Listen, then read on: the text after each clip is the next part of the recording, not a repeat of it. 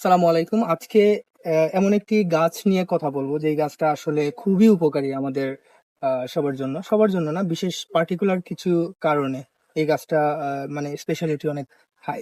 So আমি যদি বলতে চাই এই গাছটার নাম হচ্ছে পাথরকুচি পাতার গাছ।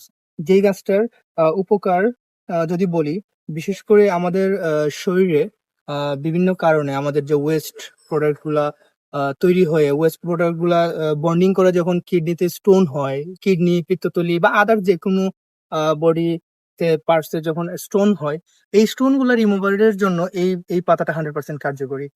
কেননা শুধু আমি যে বলছি তাই না, এটা হচ্ছে ইউনানি, আয়ুর্বেদিক সহ বিভিন্ন চিকিৎসা শাস্ত্রে এই গাছের পাতাটা বহুল ব্যবহৃত হয়।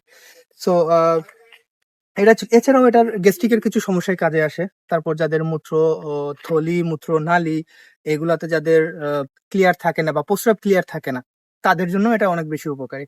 তো আমি যদি গাছটা কাছে থেকে আয়না দেখাই, গাছের পাতার বৈশিষ্ট্য, এই পাতাগুলা একদম এরকম কাটা কাটা টাইপের, একদম গোল গোল। এটা যদি কোথাও রোপণ করা হয়, জাস্ট মাটিতে ফেলে দিলে অথবা একটু গর্তের মধ্যে রাইখা দিলে, এখান থেকে প্রত্যেকটা পাতার ছিদ্র থেকে রন্ধে রন্ধে এক একটা করে গাছ ওঠে। প্রায় দেখা গেছে 1 2 3 4 5 6 7 এক একটা গাছ পাতা থেকে আপনার 15 20 25 30টা পর্যন্ত গাছ হতে পারে।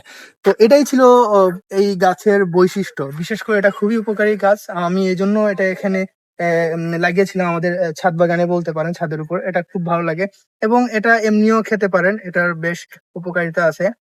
তো এরকম আমি প্রায় সময় এটা খাই। এটা লবণ দিয়ে খেলে আপনাদের তাও আরো একটু মজা লাগতে পারে।